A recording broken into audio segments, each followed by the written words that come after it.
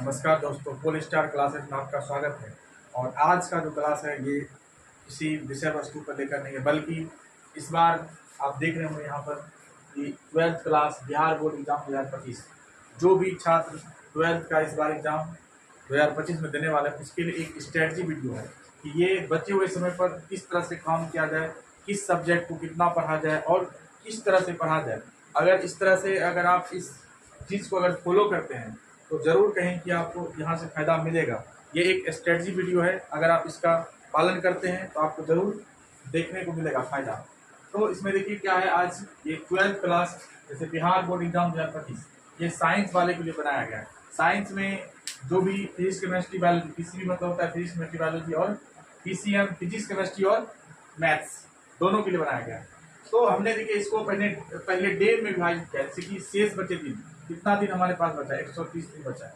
अगर आप 8 घंटा की पढ़ाई डेली करते हैं तो टोटल कितना था, 1040 घंटा। लेकिन हमने इसको क्या किया है, 1040 की जगह पे 1000 आवर कर दिया। हो सकता है आपका 5 दिन खराब भी हो सकता है इसी में, क्योंकि अभी जो टाइम चल रहा है ये फेस्टिवल का दौर चल रहा है, इसलिए हो सकता है कि ये खराब भी जा सकता है।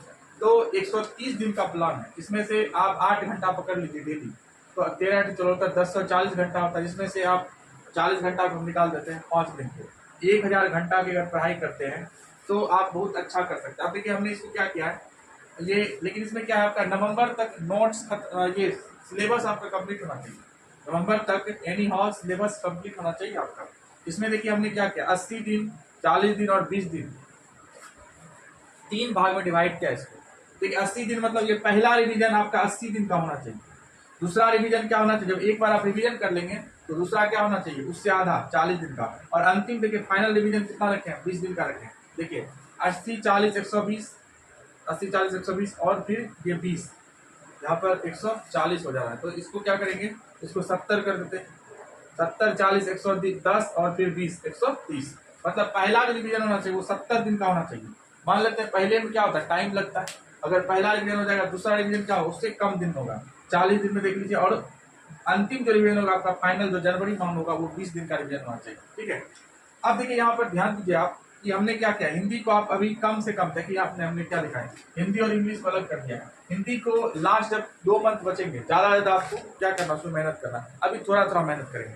अब देखिए क्या हिंदी और इंग्लिश के लिए क्या करना है, मान लेते हैं जिसका राइटिंग खराब है, हैंड राइटिंग। देखिए हिंदी और इंग्लिश के लिए क्या होना चाहिए, हैंड राइटिंग बहुत ही महत्वपूर्ण होता है। तो इसके लिए आप क्या करें, अभी से कम 1 पेज डेली हिंदी और इंग्लिश में राइटिंग जरूर लिखें, क्योंकि हैंड रिटेन अगर अच्छा होगा तो वहाँ पर कहेंगे मार्क्स भी अच्छे आएंगे। अगर रिटेन हैंड राइटिंग अच्छा नहीं है तो फिर मार्क्स कम आ सकते हैं थोड़ा सा। देखिए इंग्लिश को अच्छा करने के लिए आप डेली कम से कम 10 वर्ड तो जरूर याद करें। और देखिए ये वर्ड कहाँ से याद करना है आपको, आपका जो बुक होगा अभी इंग्लिश ग्रामर का, सॉरी इंग्लिश बुक जो है रेनबो का बुक है, उससे आप क्या करें, 10 वर्ड, जैसे भारत इज माई होम पहला चैप्टर है, सॉरी इंडियन सिविलाइजेशन कल्चर है पहला, महात्मा गांधी वाला। तो वहां से आप क्या करें, वो वर्ड मीनिंग लिखें जो आपको नहीं आता है, पता नहीं है। तो डेली अगर 10 वर्ड याद करेंगे तो क्या होगा, वहां से पता चल जाएगा कि किस तरह से हमको वर्ड का भी एक स्टॉक हो जाएगा। और फिर आपको ग्रामर स्टार्ट कर देनी चाहिए। ग्रामर अभी में जो भी चैप्टर आप कहीं भी पढ़ रहे हैं तो ग्रामर आपका चलते रहना चाहिए, वो करना चाहिए। अगर आपको इंग्लिश में राइटिंग नहीं हो रहा है तो आप क्या करें, इंग्लिश में जरूर राइटिंग लिखें। और 5 लाइन 10 लाइन आप डेली प्रैक्टिस करें लिखने का आदत डालें, क्योंकि इंग्लिश में लिखना बहुत बड़ा कहीं की एक डिफिकल्ट टास्क होता है। अगर आप नहीं लिखें तो एग्जाम में लिखना पॉसिबल नहीं हो पाता है। तो अभी हिंदी और इंग्लिश पर ज़्यादा उतना ध्यान नहीं देना, लेकिन हिंदी पर आप थोड़ा ध्यान देंगे। लास्ट 2 मंथ करेंगे ज़्यादा। सबसे पहले आप क्या करेंगे, जैसे हिंदी और इंग्लिश का है, सबसे पहले आप प्रीवियस ईयर जरूर एनालिसिस करेंगे कि प्रीवियस ईयर में किस तरह क्वेश्चन पूछा गया है हिंदी में। अब ध्यान दीजिएगा आप, ये हमने रिवीजन कर दिया। अब देखिए रिमार्क्स में हमने क्या लिखा है, चैप्टर वाइज रिवीजन और उसके साथ PYQ सब्जेक्टिव और ऑब्जेक्टिव। अब देखिए इसमें क्या आपका आंसर राइटिंग करना है आपको डेली देखिए क्या करना है, 2 क्वेश्चन फिजिक्स का, 2 क्वेश्चन केमिस्ट्री का, 2 क्वेश्चन बायोलॉजी का। ये 2 क्वेश्चन आपको प्रैक्टिस करना है, फिजिक्स का, बायोलॉजी का और केमिस्ट्री का। और मैथ कम से कम 10 क्वेश्चन, 10 क्वेश्चन कम से कम, अभी कम से कम 10 क्वेश्चन, ठीक है।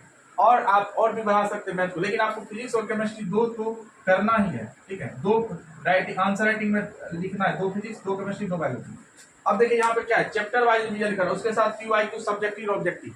पता होगा आजकल ब्रिलियंट जैसे बुक आते हैं, और भी बुक्स बहुत सारे बुक हैं जिसमें कि आप चैप्टर वाइज क्या कर सकते हैं, सब्जेक्टिव ऑब्जेक्टिव क्वेश्चन कर सकते हैं।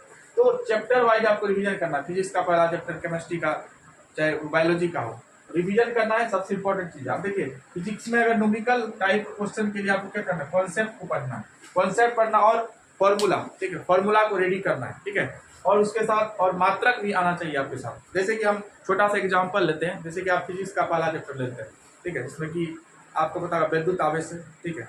तो विद्युत आवेश जो है इसमें पता होगा आपको दो फॉर्मूला बनता है विद्युत आवेश से, एक Q बराबर NE और एक Q बराबर IT, ठीक है। तो ये दो बनता है, दो कॉन्सेप्ट यहाँ से होता है, इसी तरह का कॉन्सेप्ट क्लियर होना चाहिए, ठीक है। और इसमें क्या होना, क्या मात्रक होना चाहिए, तो ये पता होना चाहिए, आवेश का मतलब कूलम होता है, ये पता होना चाहिए आपको। तो इस तरह से क्या होता है, तब आप क्या कर सकते हैं, न्यूमेरिकल्स बना सकते हैं।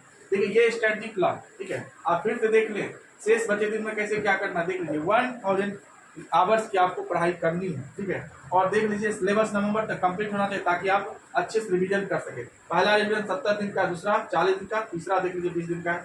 आप देखिए कौन सा सब्जेक्ट कितना पढ़ना है, हिंदी 30 मिनट, इंग्लिश 50 मिनट और बायोलॉजी 80 मिनट। उसके बाद फिर आपको उसमें आंसर राइटिंग भी दिया गया, आंसर राइटिंग भी करना है आपको, और केमिस्ट्री 80 मिनट, फिजिक्स 80 मिनट और मैथ्स 90 मिनट। अब देखिए इसमें करना क्या आपको, कभी भी आपको कंप्लीट ये नहीं कि 8 आवर्स लेकर बैठना है, ठीक है। आप क्या करें, 2-2 आवर्स का आप अपने दिन भर में जिस तरह से आप इसको बना सकते हैं, 24 घंटे के अंदर 2 घंटे 2 घंटे करके आप इसको ले सकते हैं, ठीक है। अब देखिए यहाँ पर की पॉइंट अंतिम हम बता सकते हैं आपको, रिवीजन और PQI का अध्ययन। जो रिवीजन जितना करेगा, ठीक है, उसे उतना कॉन्फिडेंट आएगा, उतना कॉन्फिडेंट आएगा तो गलत होने की संभावना क्या रहेगा, उतना कम रहेगा, ठीक है। तो आप जितना क्या कर सकते हैं, रिवीजन कर सकते हैं, और PYQ प्रीवियस ईयर क्वेश्चन को जितना लगा सकते हैं उतना कॉन्फिडेंट आएगा, क्योंकि आपको पता होगा कि 12th के एग्जाम में PYQ क्वेश्चन का बहुत ही ज़्यादा बोलबाला होता है, क्योंकि अधिकांश क्वेश्चन, ठीक है, वहीं से आ जाते हैं, फिजिक्स केमिस्ट्री हो या फिर मैथ हो, लगभग कहीं वहाँ से ही क्वेश्चन आते हैं। इसलिए आप ज़्यादा प्रैक्टिस करें PYQ क्वेश्चन का, और इधर उधर की बुक पर ध्यान मत दें, रिवीजन जरूर जितना ज़्यादा आप रिवीजन कर सकते हैं, ठीक है। तो आई होप कि आपके लिए हेल्पफुल वीडियो हो सकता है। फिर मिलेंगे हम नेक्स्ट क्लास में, आगे बातचीत करेंगे। तब तक के लिए आप स्वस्थ रहें, अच्छे रहें, ठीक है, और इसे ज़्यादा से ज़्यादा शेयर करें, सब्सक्राइब करें चैनल को। मिलते हैं अगले वीडियो में, किसी दूसरे वीडियो में। जय हिंद, जय भारत।